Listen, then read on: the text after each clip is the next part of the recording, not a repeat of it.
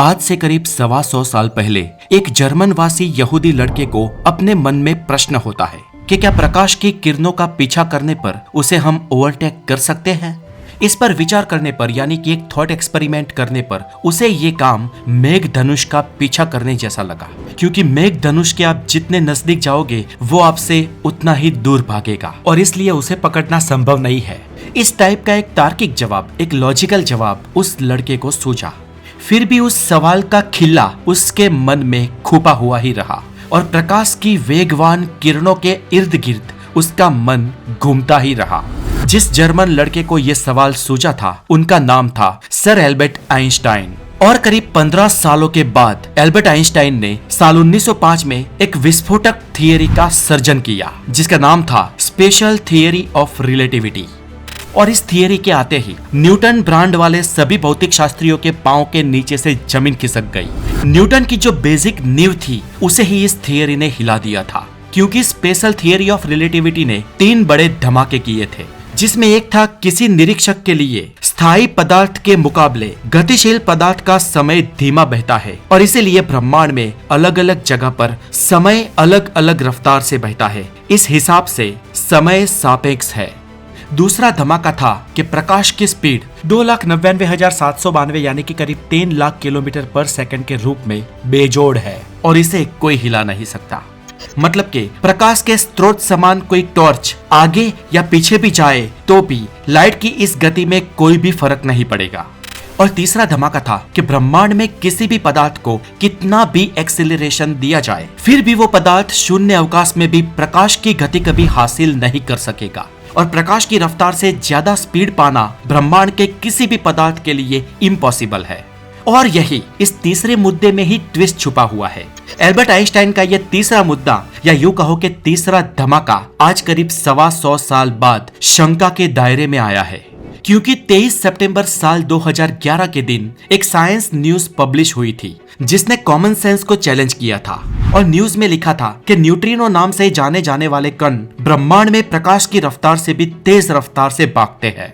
और इस समाचार ने दुनिया के कुछ वैज्ञानिकों को आश्चर्य में तो कुछ वैज्ञानिकों को शंका में डाल दिया। हकीकत में तो जिन वैज्ञानिकों ने प्रकाश की गति को भी ओवरटेक करने वाले इन न्यूट्रिनो की बेशुमार स्पीड को जब नापा तब वो भी अचंभे में पड़ गए थे, क्योंकि इस संशोधन में आइंस्टाइन ने बताए हुए उनके सापेक्षवाद में जो कॉस्मिक स्पीड लिमिट है उसका भंग होता साफ साफ दिखाई दे रहा था। और ये कोई छोटी बड़ी बात नहीं थी दोस्तों, क्योंकि सर एल्बर्ट आइंस्टाइन के सापेक्षवाद के किसी भी नियम में खलेल यानी कि उनकी पूरी थियरी गलत। जी हाँ दोस्तों, क्योंकि उनके सभी सिद्धांत बुनियादी तौर पर एक दूसरे में ओवरलैप है, एक दूसरे से जुड़े हुए हैं। और एल्बर्ट आइंस्टाइन के जिन नियमों से आज पूरी फिजिक्स और पूरा स्पेस साइंस टिका हुआ है, भला वो नियम गलत कैसे हो सकते हैं। तो दोस्तों, इस बात में असल में सच्चाई कितनी है? क्या वाकई में सर एल्बर्ट आइंस्टाइन की थियरी का एक सिद्धांत गलत साबित हुआ है या फिर बात कुछ और है? और है तो क्या है, इसे चलिए इस वीडियो में जानते हैं। मैं हूँ हितेश गिरी गोसाई, आप है हेल्दी और साइंटिफिक ज्ञान से भरे एक चैनल द नॉलेज पर। और अगर आप हमारे चैनल पर नए हैं तो इसे सब्सक्राइब जरूर कर दे, बिकॉज नॉलेज इज एवरीथिंग।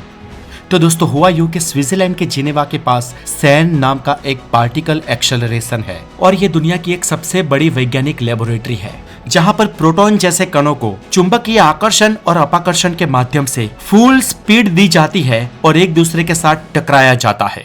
अब इन प्रोटॉन की जो स्पीड होती है वो प्रकाश की स्पीड से बस थोड़ी ही कम होती है। इस हिसाब से जब वो टकराते हैं तो टकराव बहुत ही जोरदार होता है और इतने भयंकर टकराव के बाद प्रोटॉन चूर चूर हो जाते हैं, मतलब कि उनका भी डिवीजन होता है और उनमें से कुछ मूल घटक कण यानी कि फंडामेंटल पार्टिकल्स अलग हो जाते हैं। और ये अलग होने वाले फंडामेंटल पार्टिकल्स वही कण है जो 13.8 अरब साल पहले बिग बैंग के तुरंत बाद पैदा हुए थे और टाइम के साथ वो ग्रुप बनाकर जुड़े जिस ग्रुप ने प्रोटॉन बनाया।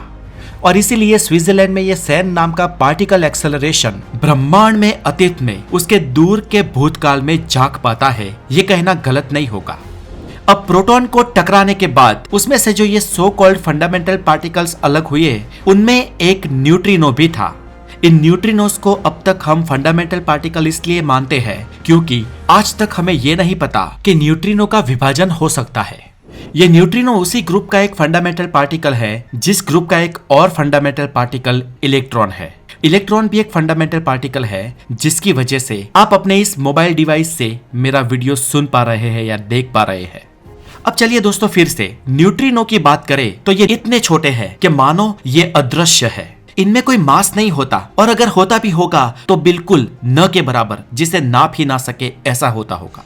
न्यूट्रिनो देखते ही देखते आपके शरीर से पसार होकर पृथ्वी के आर पार चुटकियों में ब्रह्मांड में कहीं और निकल जाते हैं। मतलब कि एक तरीके से ये भागते भूत है जिसकी लंगोट कोई नहीं पकड़ सकता। लेकिन इन भूतिया कणों ने अपनी मौजूदगी सैन नाम के पार्टिकल एक्सेलरेशन में दर्ज करवाई। लेकिन शुरुआत में हमारे वैज्ञानिकों को इन न्यूट्रिनोज में कोई भी ज्यादा दिलचस्पी नहीं थी। फिर भी हमारे वैज्ञानिकों ने एक्सपेरिमेंट के भाग रूप इस न्यूट्रिनोज पर भी एक्सपेरिमेंट करने की कोशिश की और एक्सपेरिमेंट में वैज्ञानिकों ने यह दर्ज किया कि न्यूट्रिनोज प्रकाश की स्पीड से भी ज्यादा स्पीड से अपनी मंजिल पर अपनी मौजूदगी दर्ज करवा रहे थे। और अगर सच में ऐसा है तो सर एल्बर्ट आइंस्टाइन के सापेक्षवाद की थियरी में ध्रुव अक्षरों से लिखी गई स्पीड लिमिट का भंग होता है। और इस सोच ने ही वैज्ञानिकों को अंदर से हिला दिया। सभी वैज्ञानिक कंफ्यूज हो गए क्योंकि आइंस्टाइन के सापेक्षवाद में विरुद्ध जाने वाली कोई घटना 100 साल में पहली बार बनी थी। इसलिए इस एक्सपेरिमेंट को वैज्ञानिकों ने बार बार दोहराया, लेकिन परिणाम बार बार एक ही आता था। वैज्ञानिकों ने यह भी चेक किया कि समय के मापन में तो कोई भूल नहीं हो रही, लेकिन वो भी नहीं हो रहा था क्योंकि एक्सपेरिमेंट में परमाणविक घड़ियां टाइम को मेजर कर रही थी। उस वक्त प्रयोग में बार बार यह साबित हो रहा था कि न्यूट्रिनोज की स्पीड लाइट की स्पीड से ज्यादा है। लेकिन फिर भी वैज्ञानिकों ने हंसी के पात्र ना बने इसलिए इसे पब्लिश करने की या दुनिया को बताने की जल्दबाजी नहीं की और इसलिए करीब 15,000 न्यूट्रिनोज को फायर करने के बाद आखिरकार 23 सितंबर साल 2011 के दिन वैज्ञानिकों ने पत्रकारों के सामने ये निवेदन दिया कि ऐसे कणों ने प्रकाश की स्पीड से ज्यादा स्पीड दर्ज करवाई है। लेकिन फिर भी इस पर प्रयोग और निरीक्षण अभी भी जारी है। अब दोस्तों हम वीडियो में आगे बढ़ने से पहले थोड़ी देर के लिए चलिए मान लेते हैं कि स्विट्जरलैंड के सैन एक्सेलरेशन में जो प्रयोग हुआ वो वाकई में प्रमाणभूत था और सच में न्यूट्रिनो प्रकाश की स्पीड से ज्यादा तेज गति से भाग सकते हैं। और अगर सच में ऐसा ही है तो फिर हमें सालों पहले ECG सुदर्शन नाम के भारतवंशी अमेरिकन वैज्ञानिक ने जो अपनी थियरी दी जिसमें उन्होंने बताया था कि ऐसे कण जो फास्टर देन लाइट होते हैं, उस थियरी का भी स्वीकार करना पड़ेगा। और ECG सुदर्शन ने उनकी थियरी में इन कणों का नाम न्यूट्रिनोज नहीं लेकिन टैक्योन दिया था। और ये टैक्योन जो शब्द है वो अमेरिका की कोलंबिया यूनिवर्सिटी के उसके भौतिक शास्त्री जेराल्ड फेनबर्ग ने 1967 में रचा था। आपको यहाँ पर बताता चलूं कि जेराल्ड फेनबर्ग ने टैक्योन की थियरी नहीं दी, टैक्योन का बस नाम ही उन्होंने दिया है। थियरी ECG सुदर्शन ने दी है। लेकिन खैर, नाम अलग होने से कोई फर्क नहीं पड़ता है। यहाँ पर हम टैक्योन्स को ही न्यूट्रिनो मान लेते हैं क्योंकि टैक्योन कोई पर्टिकुलर एक फंडामेंटल पार्टिकल नहीं होता है, लेकिन टैक्योन उसे कहा जाता है जो भी पार्टिकल प्रकाश की स्पीड से ज्यादा गति से ट्रैवल करे। मतलब टैक्योन एक जेनरिक नाम है उन पार्टिकल्स का जो भी पार्टिकल अगर पॉसिबली प्रकाश की गति से यात्रा करते हैं तो। लेकिन फिर भी यहाँ पर दूसरी एक बात करना अनिवार्य है कि टैक्योन्स या न्यूट्रिनो जो भी है, ये प्रकाश से तेज पार्टिकल अगर कोई है भी तो वो सर एल्बर्ट आइंस्टाइन की स्पेशल थियरी ऑफ रिलेटिविटी के किसी भी नियम का भंग नहीं करते हैं।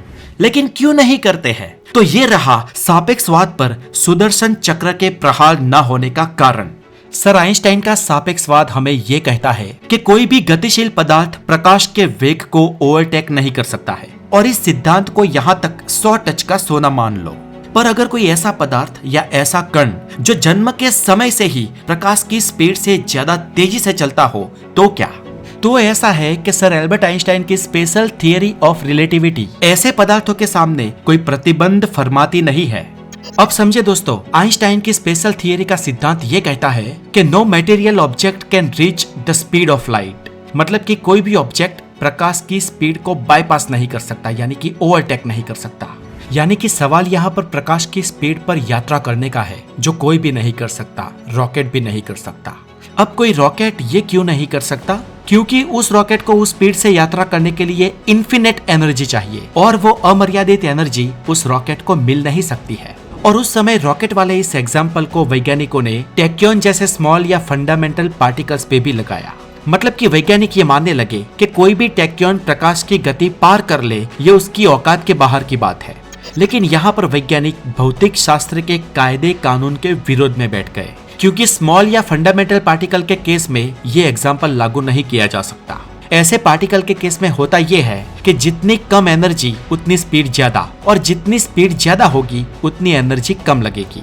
यानी कि इस उटपटांग बात का मतलब ये होता है दोस्तों कि अगर आप किसी टैक्योन कण को स्पीड अप करना चाहते हो तो उसे पकड़ कर रखे। अब दिमाग को चकरा देने वाली ये थियरी भला कौन मानेगा, इसलिए उस वक्त भौतिक शास्त्रियों ने इस थियरी को ध्यान पर ही नहीं लिया। और इंटरेस्टिंग बात ये कि इस थियरी की सुधरी हुई आवृत्ति को प्रकाशित करने पर 2 वैज्ञानिकों को नोबेल प्राइज भी मिला, लेकिन मूल थियरी देने वाले ईसीजी सुदर्शन को कुछ नहीं मिला। और इस बात का अफसोस करने वाले ईसीजी सुदर्शन हमेशा ये कहते रहे कि मैं नोबेल प्राइज मिलने के पात्र तो हूँ, लेकिन वो कब मिलेगा ये बड़ा सवाल है। खैर, अब दोस्तों ईसीजी सुदर्शन के जो टैक्योन है उनकी अगर हम बात करें तो ऐसे कोई भी टैक्योन अब तक हमारे हाथ नहीं लगे हैं। मतलब ऐसा कोई भी फंडामेंटल पार्टिकल जो फोटोन से भी ज्यादा तेजी से चले या लाइट स्पीड पर चले, ऐसा कोई पार्टिकल हमें मिला नहीं है। तो फिर आखिर न्यूट्रिनो क्या है? शुरुआत में वैज्ञानिकों के सामने ऐसा क्यों आया कि न्यूट्रिनो प्रकाश की स्पीड से ज्यादा तेजी से चलते हैं? तो दोस्तों इसका कारण ये है कि सैन की जिस लेबोरेटरी में वैज्ञानिकों ने प्रयोग किया था वहां पर सभी ठीक था, लेकिन कुछ सालों बाद ये पता चला कि उसका ऑप्टिकल केबल थोड़ा सा लूज था। और दूसरा प्रयोग जो जापान में हुआ, जिसमें प्रकाश के फोटोन कणों से भी ज्यादा स्पीड न्यूट्रिनो की दर्ज की गई, उसमें ऐसा था कि प्रकाश के फोटोन कण वैक्यूम में यानी कि स्पेस में 2,99,792 किलोमीटर पर सेकंड की स्पीड से तो चलते ही है, लेकिन जब उनके सामने कोई रुकावट या कोई ऑब्जेक्ट आ जाए तब उनकी स्पीड घट जाती है। लेकिन जो ये न्यूट्रिनोस है, उनके बीच में कोई भी ऑब्जेक्ट आ जाए उनकी स्पीड यथार्थ रहती है। और इन न्यूट्रिनोस की स्पीड हर हाल में, हर परिस्थिति में 2,99,338 किलोमीटर पर सेकंड है। और जो जापान में प्रयोग हुआ था वो पानी में हुआ था, इसलिए वहां पर न्यूट्रिनोस की स्पीड फोटॉन्स यानी कि प्रकाश के कणों से ज्यादा तेज नापी गई। लेकिन in reality, in space, vacuum में तो प्रकाश के फोटोन कणों की स्पीड ही ज्यादा है। और आज तक हमें कोई भी ऐसा ऑब्जेक्ट या कोई भी ऐसा पार्टिकल नहीं मिला जो वैक्यूम में फोटोन की स्पीड से या उससे ज्यादा तेजी से चल पाए। इसलिए न्यूट्रिनोस की speed almost speed of light के बराबर है, लेकिन उतनी या उससे ज्यादा नहीं है। और यहाँ पर भी सर एल्बर्ट आइंस्टाइन की स्पेशल थियरी ऑफ रिलेटिविटी के सिद्धांत सही पुरवार हुए, और भविष्य में भी स्पेशल थियरी ऑफ रिलेटिविटी और जनरल थियरी ऑफ रिलेटिविटी के कोई भी सिद्धांत को कोई गलत साबित नहीं कर सकता है, क्योंकि इन थियरीज के सभी सिद्धांत अंदरूनी ओवरलैप है। और अगर कोई भी सिद्धांत गलत साबित होता है तो पूरी थियरी गलत हो जाएगी, और ऐसा कभी नहीं होने वाला। तो दोस्तों इस वीडियो में आज के लिए इतना ही। इस वीडियो में आप क्या सीखे, क्या समझे, हमें कमेंट करके जरूर बताएं। और अगर आप द नॉलेज पर नए हैं तो हेल्दी ज्ञान के लिए इस चैनल को सब्सक्राइब करें, क्योंकि नॉलेज इज एवरीथिंग। अपना बहुत सारा ध्यान रखें। Have a fantastic day, take care.